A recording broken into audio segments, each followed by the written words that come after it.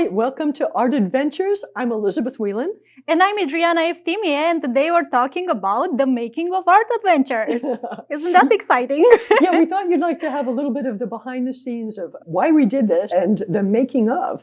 So I saw an article in the newspaper about MVTV and decided, hey, why not do something about some of the topics that, not to do with us actually painting, but everything else going on out there in the art world. And who did I think of calling first? But Adriana. It was me. Elizabeth wrote me a very beautiful email asking me if I want to be part of this TV show.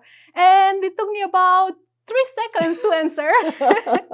To begin with, we were trying to decide, well, what are we going to do? Are we going to do artist demonstrations and things? But you can look on social media to see a lot of that. And finally, we ended up talking about some of these subjects that interested us that we didn't necessarily know a lot about either. We had to do a good deal of research. It was so much fun, especially because both of us have the drive to learn more and to dig deeper into some of these subjects.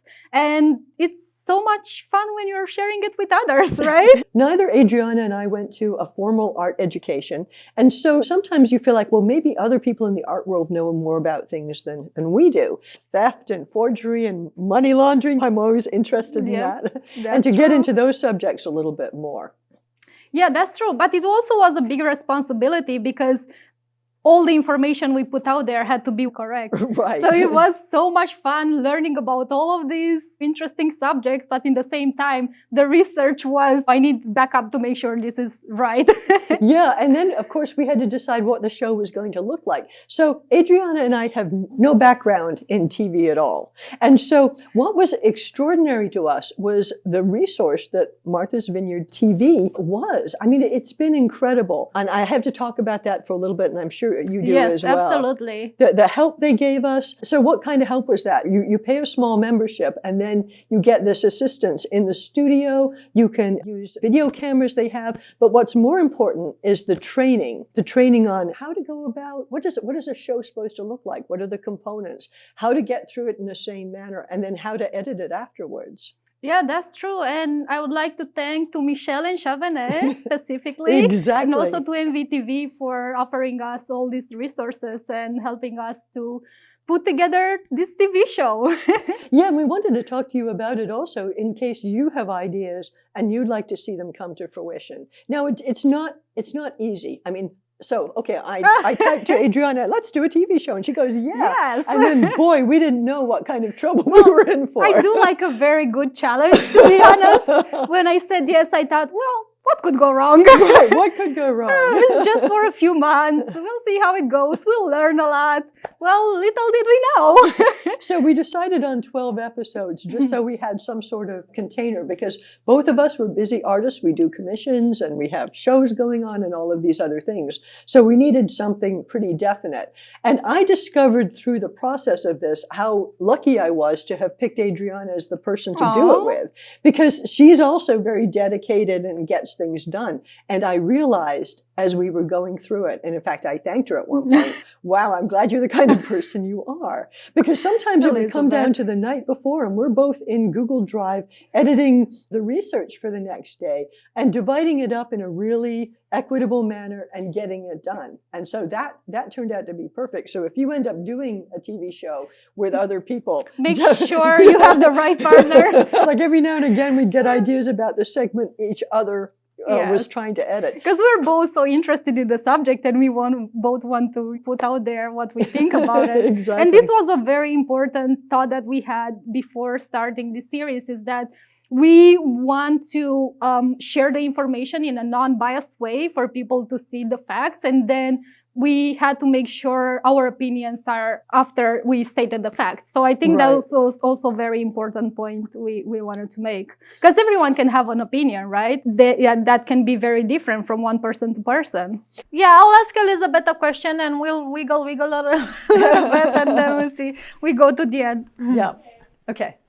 So Elizabeth, what would you do if you discovered you have a forgery in your collection? Oh gosh, that's a really good question. I mean, you think, well, Should I call the police, right? But maybe you don't want people to know that you have a forgery. You know, if you paid a lot of money for that painting, you might be going, maybe I should call my art dealer and try to pass this off to someone else. Now that is also illegal. Is that what you would do? No, I'm not. I'm just. Yeah, I don't have any forgeries. I'm just brainstorming. You know. And the other thing we had to do is figure out what the format of the show was going to be. So when we sat down to start with, I wanted like stop motion animation and I wanted all of this other stuff. And finally, Slash and Dash, sometime later, we insisted on keeping the little skits at the beginning. Yes. Because as silly as those are, we had so much fun doing them. Yes. And since the rest of the topic tends to be pretty serious in some cases, so we held on to that and some of the other bits. We're both very excited about the skits, and I'm so happy we made them because they were really fun to film, right? No.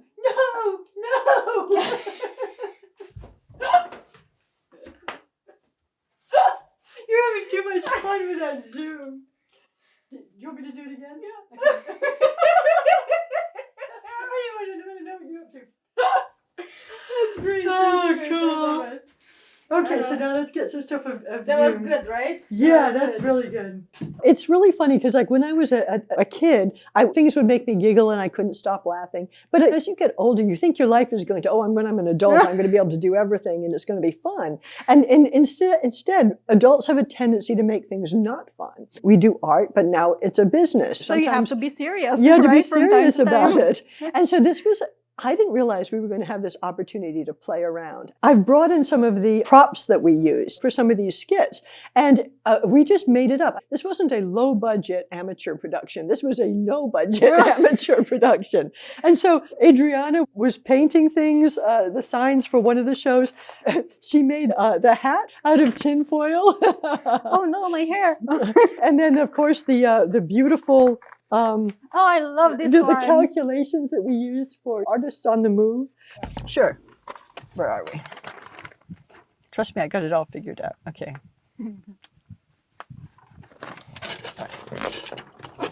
Okay. Trust me, I have it all figured out. Look. I need about 5 miles for one painting, and then to get 20 paintings, I'll need to go, about 100 miles? Well, it's so much easier if I just show you. Here you go. Bye! This is crazy! You can't drive like this. That's true, I probably can. Okay, let's do that again. Because I muffed up my actual leaving. Let me get back to where I'm supposed to be. Okay. But we had so much fun because rather than going out and trying to make the perfect show, I think one of the few things we bought was the Ming vase. Elizabeth has been very attached to this Ming vase since the beginning. I do. I hope just nothing think it's happens so to funny. it. Don't even. Oh, this one was not running initially. Oh. Do you want to do that close-up again then? The close-up was on that one. Oh, okay. Yeah. Okay. Yeah, you can keep it somewhere where people can see it, maybe. Oh, you can put it here in the thing. That's perfect. Okay. There you go. Is it now? Just like the Picasso you found that sold for millions. I'm getting a weird echo because if I talk into the things, I get an odd sound.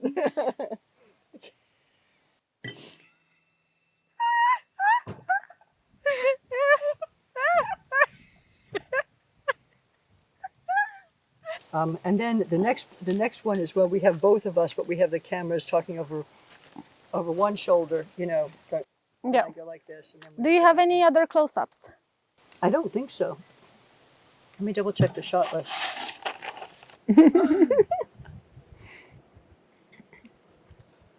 No, just do the gesture. Okay. Bring it back and push it towards me. Okay. One more time. Okay. Do it again. That's good. Elizabeth. But Okay. you should be on my camera probably because the audio. Oh, I'm connected to that's that good. audio. That's a good point. I'm glad somebody is thinking about the audio. Are you still connected? Yes, I'm still connected. But you know, so we didn't want to have to ask permission of people where were we going to do these skits. So we Yes. ended up, like, my house ended up becoming like a disaster zone, because we would come over on one day and try to film like four Oh of them yes, all the at whipped once. cream. Oh, sorry about that. Laura. The whipped cream. How is We're your- not going to talk about the whipped cream. It was your idea. How is your living room doing, by the way? Is Oh, the it smell took me a okay, while right? to get. Okay. So we had interesting things that happened along the way. And so what I was doing was I was taking my house, and we were just sort of obviously stretching the imagination. The basement was supposed to be a museum. Corner of my living room is supposed to be an auction house. But we figured you guys would understand. It was only a couple of minutes, and then we would get into the real show. But the whipped cream incident that Adriana is referring to, and I don't think Michelle, who works here at MVTV, even knows what we did. So Good thing she'll only see it after everything is over. but I am going to describe it for you now. So what we wanted Adriana throwing whipped cream at a painting. And to get that idea, it seemed like a great idea to throw was the a whipped great cream idea. at the camera. The camera was well protected, Michelle. I just want to add this. We It was covered it very all. well protected. We all covered it all with plastic. There was a tiny mistake that we actually didn't think about, and that was the whipped cream actually melted into liquid. You say, oh, this is our moment to shine. Our moment? Yes. Oh, stop right there. I did not So the liquid went all over my living all room. over Elizabeth's living room. She thought it was funny. So I was afraid for my life. we had covered up the camera itself with plastic, and we put a sheet of glass in front of the camera. Yes. So it looked like the whipped cream was hitting the lens, but it was actually hitting the Yes. window. So this seemed like a really great idea, except, as you Yeah. said, for the after effect. We smelled whipped cream for quite a while after that. Oh, Elizabeth. I'm Fun. very happy we didn't take your idea a step further and with the skit secret codes and symbols, because you thought about setting everything on fire. What was your idea? So originally for secret codes and symbols, Adriana's looking at this document, and the original idea had been to hold the document over the Yes. flame as if something were written like in milk or lemon juice or one of those secret invisible inks. But then we were afraid if we set this on fire, which is what I had wanted to do, Yep. that the fire alarm in my house would go off. And you see what I had to deal with. So this is what I mean about having an imaginative viewpoint towards what you're going to do. And then sometimes you've got to bring Yeah. reality back into Yeah. it. But it all worked out because we both had different ideas and we both agree on which ones should stay and which ones should let go. Well, so I think it yeah. worked well, right? I think it did. And I think one of the reasons we were pretty easy with each other. If one of us had an idea, Yeah. if we had no good real reason not to do it, we sort of went with it. And I think that this is part, when you're doing TV like this, like at MVTV, I mean, at least at our level, this is amateur, right? I mean, we're not pretending to be professional. We're not. Hey, Elizabeth. Well, We tried our best. yeah, we tried our best. But obviously, that allows you then the room to have a lot of fun and the That room is to true. dress up and things like the hats. Yes, because there were no repercussions, right? Right, Apparently, exactly. we'll see if we have any. But yeah, I think it was a lot of fun and a lot of learning, and our teamwork really evolved over the time, because as we were working together, we discovered more and more about each other and how to make each other shine in our Yeah. own way. And one of the things we had learned along the way is that, hey, both of us could be working in Google Docs at the same time. Oh, so, yes. so when we did the research for the show, the body of the show where we're talking about forgery or whatever, we divided up who was working on what. We could both be in there working on our segments and sometimes making comments in each other's segments. Yes, once I discovered that, and I saw Elizabeth editing the document from the comfort of her home, I would would just jump in there right where she was writing and say, "Hi, Elizabeth." And another really great aspect that we learned by using some type of way of sharing, we used Google Drive, but there could be others, was, for example, when we wrote the skits, I would do like just a really rough draft of something. Adriana would come back in and make it better. and it was really nice to have collaborative tools online that you can use, because time is short. And if you're trying to put on something like this is on top of all your other life responsibilities. That's true, because we really both had difficult. a lot of things going on at the same time. Right. It was very tough to keep everything in place. So we really had to be focused and be efficient. I think efficient was the right word to describe this summer. I think so. Or at least we're aiming for it. Yes. Yeah, Adriana brings up a good point, because we got colds, we got ill, things happened in our lives, and we had to keep showing up. Yeah, we had to keep showing up and being professional. I lost my voice for a week and a half at one point. So we couldn't do it that way. But it was great, because so we had the studio available here at MVTV to come in and use. And we tried everything we could to show up as professionals with the props, with everything, the research ready to go. And this is the sort of thing that's really helpful. When they've given you that training, the basis, you still have to come in with the attitude and ready to do it. You have to show up. It's important to show up no matter what, and to give your best.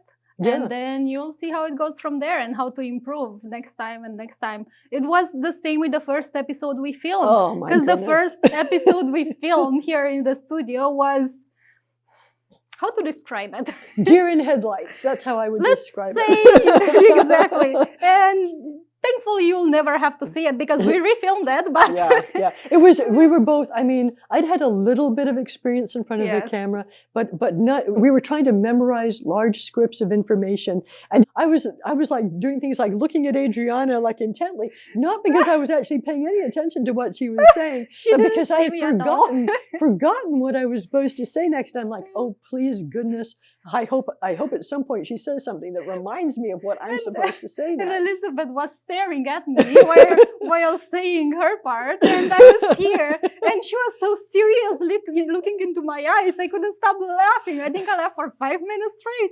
So what happened is, after we got through a few more shows, we looked back at that first one and we're like, redo. Yes. But apart from that, we just sort of kept on going. But let's talk for a second about one of the biggest challenges that we faced that we did not expect. Say more? Wardrobe. Let's see what's different. What's a little bit unusual in this scene. So today we didn't confer at all about what we were going to wear. Obviously, we're usually pretty good at talking to each other about what we're going to wear, but today was. And what was really funny was that we're in our studios all the time, and our clothing, most of our wardrobe reflects that. Or we might have nice things for going out, or this, that, and the other. What we didn't have was a professional wardrobe to take us through 12 episodes of looking like an arts professional. And I got to the point myself where every day after we filmed one episode, I was running down to the thrift store to get the outfit for the next week. It's stuff like that you don't really anticipate. Yeah, that's true. Because our idea in the beginning was to have a blazer and some jeans. Right. Very basic. And then we realized we only had like for 1 or 2 episodes what we needed. What are we going to do after? So yes, it went. Yes, go ahead. No. I just remembered an even worse, green. The green screen. Oh my God. One of the things we'd been told, no stripes, little patterns, and nothing green. All the restrictions, which, it's logical, but... So what do I have in my closet? I have green on everything. I have so many greens and stripes. as well. I have so many stripes. I love stripes. Trying to work all of that out. It was fun, but it was one of those unexpected challenges. I would spend hours trying outfits on before the show. Yeah, and so you wonder, like, well, how come they were so worried about it? But you are, even though you're doing an amateur production, you're still concerned about how you're going to present yourself. Yes, that's true. And you want people to listen to the information. Yeah, absolutely. You don't want to distract them with anything, or be there in your pajamas and present information about auction houses. Right, exactly. Yeah. So I hope all of this stuff is useful to you, because we learned so much through this entire process, and it was little stuff like that was kind of fun. And so do you think that this sort of had an effect on how you look at the art world now, all of this stuff? Oh, yes, absolutely. Yes.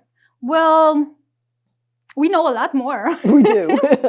Yeah, I have so many things to say about this painting. Well, let's start with the fact that this painting, it cannot be proven that it's either a Leonardo da Vinci or it's not. Exactly. Right? Right. So this is the issue. Yeah. But then, and so many experts looked at it and tried to figure it out, but they couldn't really say, hey, this is 100% Salvador Mundi original. Right. So the question comes in with the auction house then, if they are not 100% sure of the provenance of the authenticity of it, then how can you let a painting jump into the auction, right? Exactly. And exactly.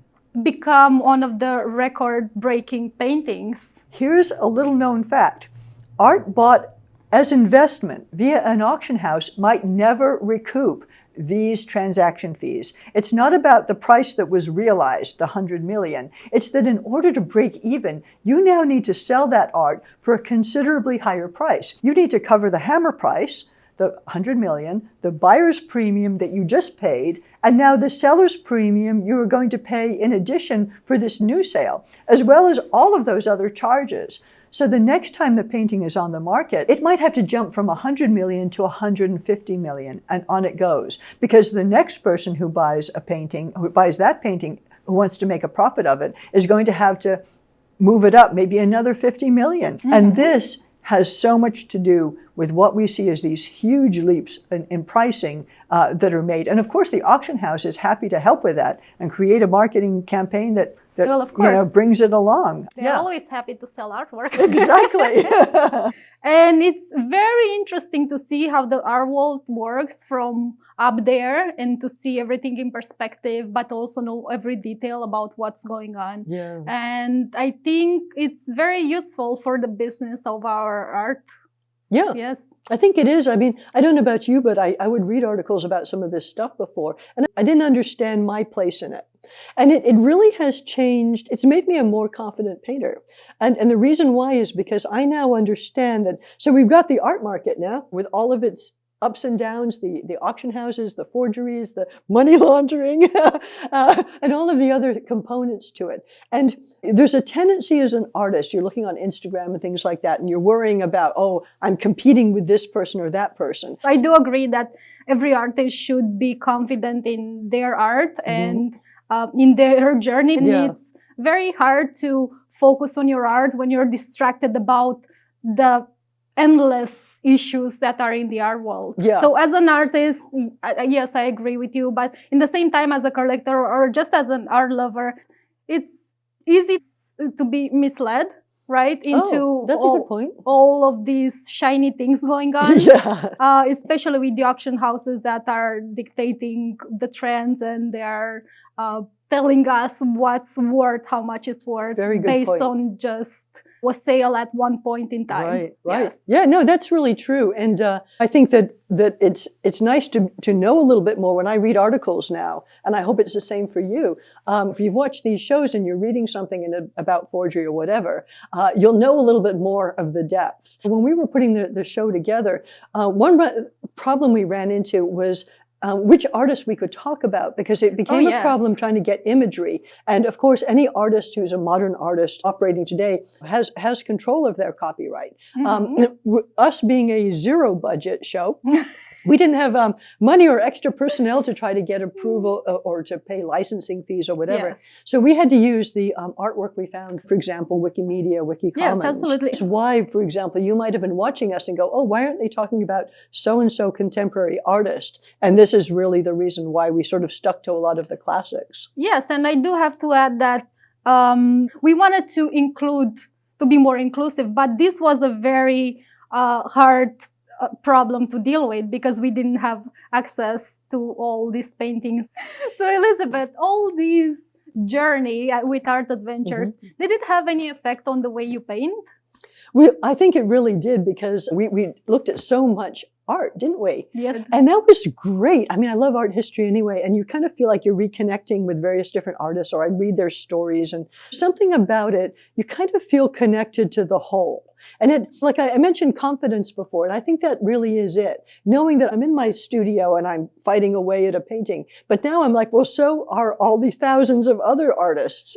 Yes, that's true. And this reminds me that at some point I gave an example of Van Gogh and Gauguin. They had this dispute of how to approach art. Van Gogh said, oh, you have to approach art to paint from a real life. And Gauguin said, oh, no, you have to paint for imagination to be a real artist, right? So this was a big eye-opener for me, because look at these two big amazing artists that are fighting over technicalities. You don't have to copy anyone else except what's your vision. Just go with your vision. There's an opportunity in the future to readdress some of these topics and kind of see where we are then. And even as you're watching some of the shows, you might be like, oh, well, that's old news because that was 6 months ago.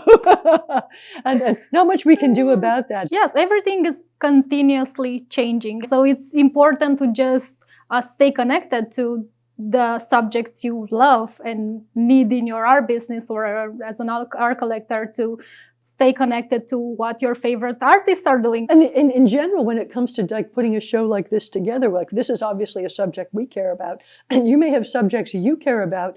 You don't have to be an expert when you start. I mean, yes, we came at it from the viewpoint of artists, and we already had a certain amount of information that we had absorbed. Yes. But you can learn. There'll always be someone who knows more than you, and there'll be a lot of people who know less than you. And why not pass some of that information on? So I hope that some of what we've done in these shows has been useful. We've had a lot of fun. We had a lot of fun. We certainly hope you've enjoyed the ride. That's all right, true. Folks. Well, thank you, Elizabeth. It's been a great journey. Thank you, Adriana. Yeah, we'll have it's drinks been after. Great. Yeah, really. The big cup of coffee. All right, folks. Thanks so much. Thank you for coming with us. Bye-bye. Bye.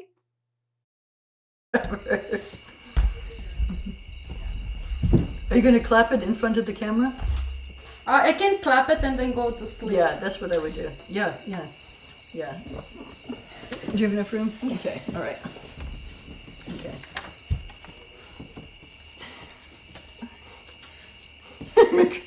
Let's do just one more because we have this mess, and just to make sure we got it. Okay, all right. Okay.